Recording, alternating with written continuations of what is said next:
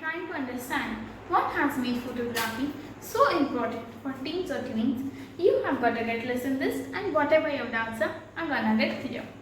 Hello everybody, my name is Nandini Goel and I would like to thank everyone out there to give me an opportunity to talk on such a big platform.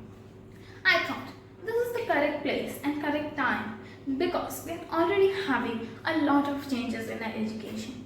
And I also believe that after my talk, there will be a big difference in your thinking about photography. This picture is of Arirang Mass Games. This picture tells us that it's okay to stand out of the crowd. I believe in this, and I also believe that almost all of us here will agree. This picture is of a Malawian boy who was an orphan. He was suffering through a serious illness. The orphanage he was in could not afford a medical treatment. Due to his serious illness, he had to be taken to the hospital. He was very happy that now he will be treated. And you know what? We are able to feel his happiness. This is bringing a smile on our face. Picture shot by Cameron Hoffey. And of course, the Afghan girl. Picture shot by National Geographic Steve McCurry. Sharbat Gula was one of the students in informal school within the refugee camp. This picture was shot when Sharbat Gula was 12 years old. The Sichuan earthquake. The man is crying while he flips through his family album he found in the rubbles of his old house. This picture is of polar bears swimming. As we all know, polar bears are not at all good swimmers, and we all know the reason why he is swimming. This increases empathy in children. And no wonder how many child activists are coming up. For example, Greta Thunberg, a very known person, she says that she was impacted by pictures that made her come up with this idea.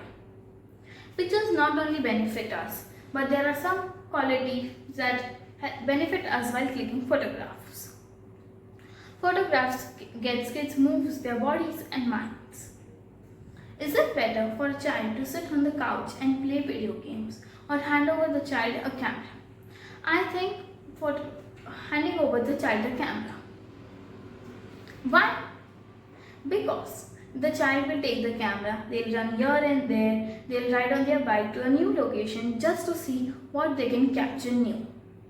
This decreases their screen time as well.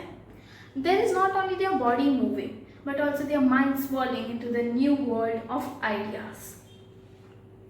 Parents are continuously looking an approach to talk with their children. Speciality of photographs can hold that exceptional power to talk with the children. There can be some quality discussions. Photographers are great storytellers. Imagine someone telling you a story in 1/6 of split seconds. I believe that a photograph holds that exceptional power. Destin Sparks once said, "Photography is a story which I fail to put in words." This also strengthens decision-making skills. The research conducted at the Iowa State University said that the salad consumption among the children was increased 90% as much because of the rotating image shown there. The campus were far more likely to add more items from the salad bar, such as a cucumber, lettuce, and tomatoes. I think I need to tell you an example also here. One more. Imagine there's a boy named Ishan and his teacher gave him and his friends a project to create a film. So there were terms and conditions with that. They had to choose the story from the library book. So, as we all know, the present youngsters are not at all interested or inspired by books. For the present youngsters, library is a place where they can play charades. So, Ishan and his friends are actually reading a lot of books. After an hour or so, the teacher disclosed that they had to click the pictures by their own and not to take from online. They were not only increasing their knowledge, but also deciding what angle to take in what perspective, which picture, what light, where, and more. Photos tilt us towards the good memories we had. We can recall good times more than the bad times. And we also take the photographs only of the good, joyful times. And this is important because of the phenomenon known as negative bias. I think that photos are very much impactful to us. You bring pictures and you convey pictures. Let me tell you an example here. When you go for a tour outside, what's the primary thing you do online? You search the pictures on Google, like where are we going, what hotel is it, what does it look like. The person clicking only will upload it online, right?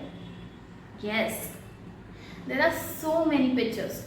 There are pictures right from temples to schools, hospitals to your very own house. Photography makes a child more confident. Let me tell you an example for this also. There was a friend of mine who was chosen for a fashion show competition. Yet she was too frightened to confront the cameras and the crowd. As her companions, we chose to stay with our phone and cameras and told her to perform her presentation. She did that. In the first 3-4 times, she was very frightened to face. But afterwards, she was very certain enough to confront all the cameras and crowd.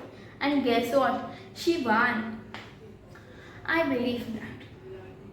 Photographs are very, very, very important in our daily life.